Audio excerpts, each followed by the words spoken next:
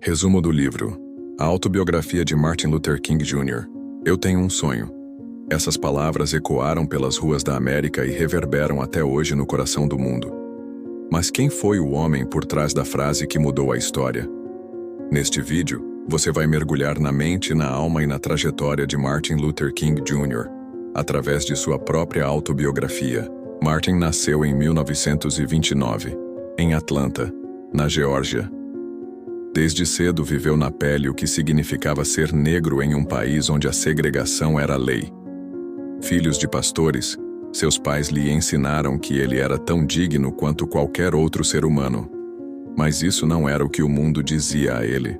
Aos 6 anos perdeu o melhor amigo branco. A mãe do menino proibiu a amizade por causa da cor da pele de Martin.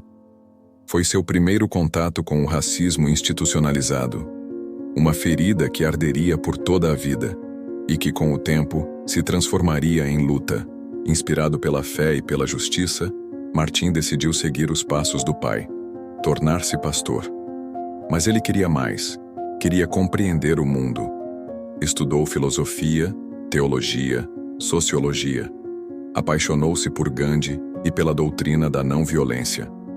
A ideia de vencer o ódio com amor o arrebatou.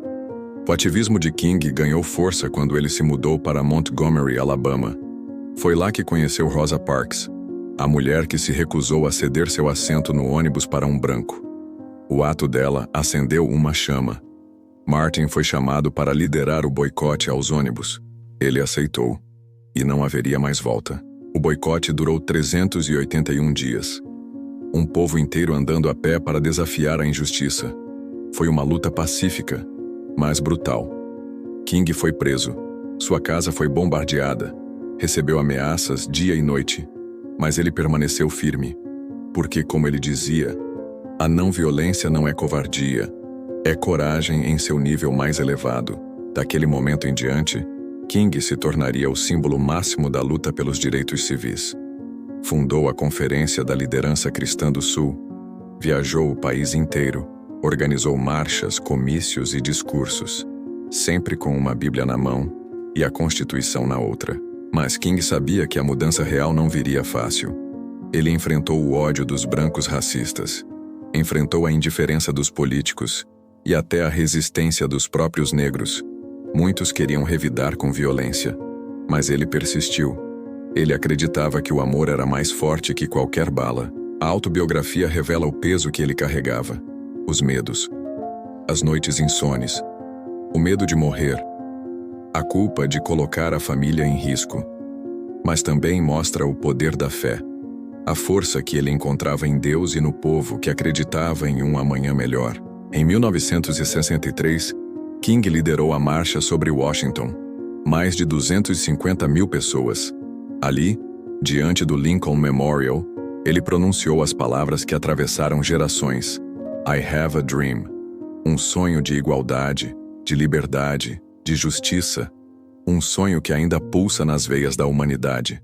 O discurso foi um grito de esperança, mas também um chamado à ação.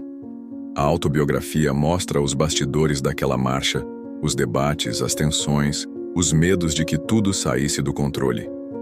Mas King manteve a paz. Como sempre, no ano seguinte, ele se tornou o homem mais jovem da história a ganhar o Prêmio Nobel da Paz. Mas os olhos dele estavam além dos troféus.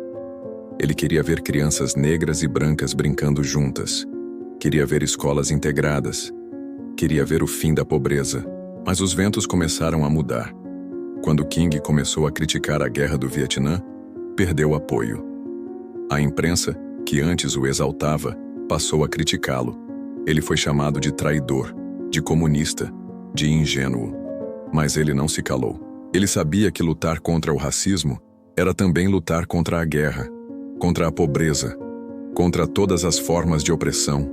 A luta era sistêmica, e ele estava disposto a ir até o fim, mesmo que o fim estivesse próximo. Em 1968, foi a Memphis apoiar os garis negros em greve. Lá, foi assassinado. Um tiro no balcão do 2º andar do Motel Lorraine. Silêncio. Dor. Luto. Mas também semente. porque ele havia plantado algo que jamais poderia ser arrancado. Uma ideia. A autobiografia nos mostra que King não era um santo. Era um homem, com dúvidas, fraquezas, falhas. Mas era também um visionário, um líder, um espírito à frente de seu tempo, que acreditava que o arco do universo moral é longo, mas se curva em direção à justiça. E que justiça é essa que ele tanto buscava? A justiça que permite que uma criança negra não precise mais sentir vergonha de sua cor. A justiça que transforma a raiva em resistência, o preconceito em progresso, o medo em coragem e o ódio em amor. Sua narrativa é mais que história. É manual de transformação. É convite à coragem. É um chamado para cada um de nós sermos a mudança que queremos ver no mundo. Porque, como ele mesmo dizia, a injustiça em qualquer lugar é uma ameaça à justiça em todo lugar. Cada página da autobiografia pulsa como um tambor. Um chamado à consciência, um alerta de que o silêncio diante da injustiça é cumplicidade. Um lembrete de que os grandes líderes são forjados na dor, mas guiados pela esperança. King não lutou só pelos negros. Lutou pela alma da América. Lutou pela humanidade. Lutou para que todos nós pudéssemos olhar uns para os outros e ver, acima de tudo, seres humanos. E hoje, mais do que nunca, suas palavras continuam vivas. Em cada protesto pacífico, em cada ato de empatia, em cada passo rumo à igualdade. Martin Luther King Jr. não morreu. Ele se multiplicou. E você? Vai cruzar os braços? Ou levantar a cabeça? Vai se esconder no conforto? Ou caminhar rumo à mudança? Porque o sonho ainda está vivo. E ele precisa de sonhadores. Precisa de pessoas como você. Pessoas que acreditam que é possível mudar o mundo com ideias, com palavras, com coragem. E se você quer continuar mergulhando em histórias transformadoras como essa, conheça agora mesmo a NetLivros, a plataforma que coloca os maiores livros do mundo na palma da sua mão, onde você pode ouvir, ler e se inspirar com as palavras que mudaram o rumo da humanidade.